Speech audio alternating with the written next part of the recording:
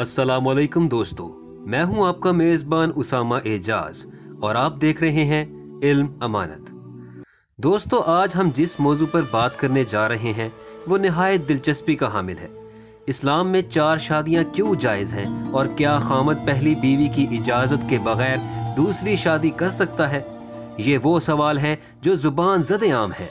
साहिब ईमान होने के नाते हमारा ये मुकम्मल यकीन है कि अल्लाह रब्बुल इज़्ज़त ने कुरान का एक एक हर्फ और आयत बगैर किसी मसलहत के नाजिल नहीं किए। मगर जब बात आती है दूसरे मज़ाहिब की तालीमात से मुआजना करने की, तो ये तसव्वुर आम समझा जाता है कि महज इस्लाम ही वाहिद दीन है जिसमें 4 शादियां करना जायज़ करार दिया गया है। बाकी मज़ाहिब में तो सिर्फ एक वक्त में एक ही शादी की इजाज़त है।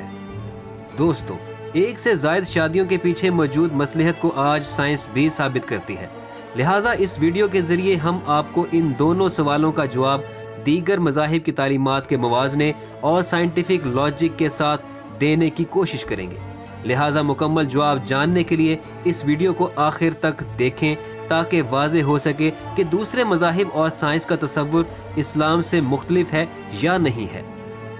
जैसा कि कुरान मजीद वो वाहिद किताब है जिसकी हिफाजत का जिम्मा अल्लाह रब्बुल इज़्ज़त ने खुद लिया है, और कुरान में अल्लाह अपने मानने वालों को एक शादी का हुक्म देता है, जबकि दूसरे मज़ाहिब की दीगर किताबों में जैसा कि बाइबल, तनाख, ज्यूज हॉली बुक जिसे हम कहते हैं, भगवत गीता वगैरह, इनमें से किसी भी किताब की किसी एक आयत में भी ये बयान नहीं किया गया कि मर्द को बैक वक्त सिर्फ एक ही शादी करनी चाहिए। रामायण की ही मिसाल ले लें, जो कि एक हिंदुओं की मुकद्दस किताब है। उसमें श्री राम के वालिद का हवाला दिया गया है जिसने 3 से ज़ायद शादियां कर रखी थीं। इसी तरह श्री कृष्ण ने महाभारत के मुताबिक 16,108 शादियां कर रखी थीं।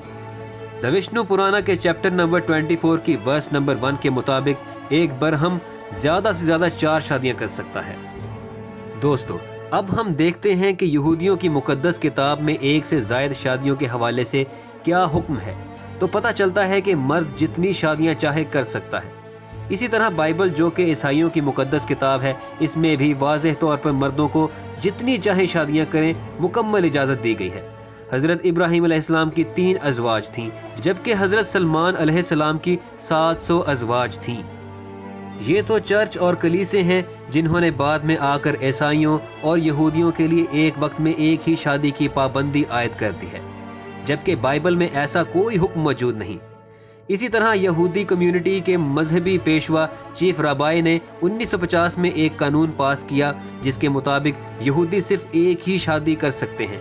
हिंदुओं की भी किसी किताब में एक शादी का तस्वुर मौजूद नहीं, लेकिन इंडियन गवर्नमेंट ने 1954 में हिंदू स्पेशल मैरिज एक्ट के नाम से एक कानून पास किया जिसके मुताबिक हिंदू एक ही शादी करने के पाबंद हैं। मुख्तसर ये कि दीगर मज़ाहिब के मानने वालों ने उसकी तालीमात और अहकामात में खुद से तब्दीली करके एक ही शादी करने पर इत्तफाक कर लिया है, जो कि उनके मज़ाहिब की तालीमात के बरक्स है। दोस्तों, अगर हम कुरान का मुतालिया करें तो इसकी सूरा निसा की आयत नंबर 3 में अल्लाह रब्बुल इज़्ज़त फरमाते हैं, और अगर तुम्हें अंदेशा हो कि यतीम लड़कियों में इंसाफ ना करोगे तो निकाह में लाओ जो औरतें तुम्हें भाएं या खुश आएं, 2-2 और 3-3 और 4-4। फिर अगर डरो कि 2 बीवियों को बराबर ना रख सकोगे तो एक ही करो, या कनीजें जिनके तुम मालिक हो, ये इससे ज्यादा करीब है कि तुमसे जुल्म ना हो। इस आयत मुबारका से ये साबित होता है कि अगर कोई शख्स 2 या ज्यादा बीवियों के हकूक में तवाज़ुन रख सकता है, सिर्फ वही 1 से ज़ायद निकाह का हकदार है। यानी इससे ये भी साबित होता है कि वाहिद कुरान मजीद ही वो मुकद्दस किताब है जिसमें अल्लाह ने वाज़ेह तौर पर एक निकाह का हुक्म दिया है, जिसकी मिसाल किसी और मजहब में नहीं मिलती। अब हम साइंस की दलील से अल्लाह के इस हुक्म की मसलहत को साबित करने की कोशिश करेंगे, जिससे वाकई साबित होता है कि बेशक कुरान मजीद का एक एक हर्फ बरहक है। मेडिकल साइंस के मुताबिक मेल और फीमेल पैदाइश के वक्त बराबर होते हैं, लेकिन फीमेल्स पैदाइश के वक्त मेल बच्चों से ज्यादा तंदुरुस्त और ज्यादा कुव्वत मुदाफियत रखती हैं। इसी वजह से मेल बच्चों की शरह अमवात फीमेल बच्चों से ज्यादा होती है। इसी तरह एक सर्वे के मुताबिक जिंदगी में जब ये दोनों जिन्स आगे बढ़ते हैं तो औरतों की निस्बत मर्दों की शरह अमवात ज्यादा पाई गई है।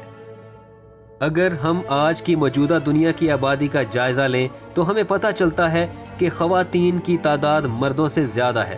یہاں کچھ لوگوں کا یہ سوال بھی ہوتا ہے کہ بھارت جیسے بڑی آبادی والے ملک میں مردوں کی تعداد تو عورتوں سے زیادہ ہے، مگر بھیانک حقیقت تو یہ ہے کہ بھارت جیسے ملک میں ہر سال 10 لاکھ سے زائد وہ حمل ضائع کیے جاتے ہیں جس میں یقینی طور پر جنس لڑکی کی پائی جاتی ہو، یعنی روزانہ بھارت میں 3000 سے زائد حمل اس بنا پر ضائع کیے جاتے ہیں کہ وہ بیٹی نہیں چاہتے۔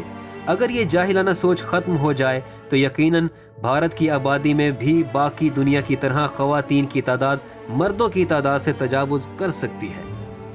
دوستو، جب ہم امریکہ کی بات کرتے ہیں تو یہاں بھی 78 لاکھ زائد خواتین پائی جاتی ہیں جو مردوں کی نسبت زیادہ ہیں۔ اکیلے نیو یارک میں ہی مردوں کی نسبت 10 لاکھ زائد خواتین پائی جاتی ہیں، جبکہ یوکے میں 40 لاکھ، جرمنی میں 50 لاکھ اور رشیا میں مردوں کے مقابلے میں 90 لاکھ خواتین کی تعداد زیادہ پائی جاتی ہے۔ الغرض یہ کہ دنیا بھر میں خواتین کی تعداد مردوں سے کہیں زیادہ ہے۔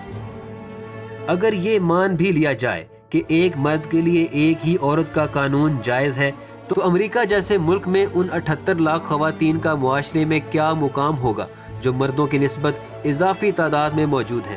کیا وہ پبلک پراپرٹی بن جائیں جس میں عورت کو نہ عزت اور نہ حقوق میسر آ سکے، یا پھر ایک ایسے شخص سے شادی کر لیں جو پہلے سے شادی شدہ تو ہے لیکن سلوک اور حقوق برابر ملتے ہوں اور جہاں تحفظ اور عزت بھی ملے؟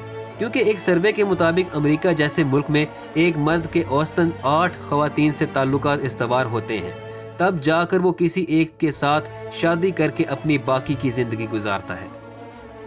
لہٰذا اسلام کا بنیادی مقصد قرآن کے ذریعے اسی نقطے کو اجاگر کرنا ہے کہ تعداد میں موجود وہ زائد خواتین جو کسی اسلامی معاشرے میں موجود ہیں، ان سے اگر شادی شدہ مرد اس شرط کے ساتھ نکاح کر لیں کہ وہ زوجین کے حقوق میں توازن رکھ سکتے ہیں، تب وہ ایک سے زائد یعنی 4 نکاح بھی کر سکتے ہیں۔ اس طرح اسلام نے معاشرے میں ایک پاکیزگی اور حیا کو متعارف کروا کے ہجانیت، زنا اور بے حیائی کے خاتمے کا بہترین بندوبست کیا ہے۔ لیکن بدقسمتی سے ہمارے ہاں بھی ایک ہی شادی معاشرے کا اہم پہلو بن چکا ہے اور دوسری یا تیسری شادی کرنے کو معیوب سمجھا جاتا ہے۔ دوستو، یہاں دوسرے سوال کا جواب دینا بھی نہایت ضروری ہے کہ کیا خامد کو پہلی بیوی سے اجازت لے کر دوسرا نکاح کرنا چاہیے؟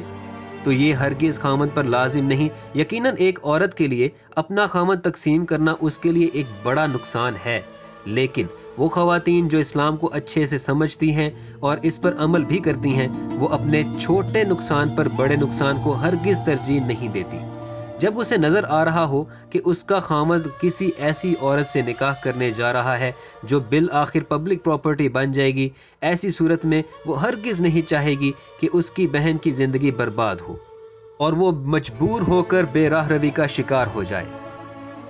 دوستو، ہم امید کرتے ہیں کہ آپ کو ہماری یہ ویڈیو دلچسپ اور انفارمیٹیو لگی ہوگی، اور اگر پسند آئی ہو تو ضرور لائک، سبسکرائب اور شیئر کریں، اور کمنٹ باکس میں مزید اچھے ٹاپکس بھی سجیسٹ کر سکتے ہیں تاکہ ہم آپ کو ان پر بھی اسی قسم کی ویڈیوز بنا کر شیئر کر سکیں۔ نیکسٹ ویڈیو تک کے لیے اللہ حافظ۔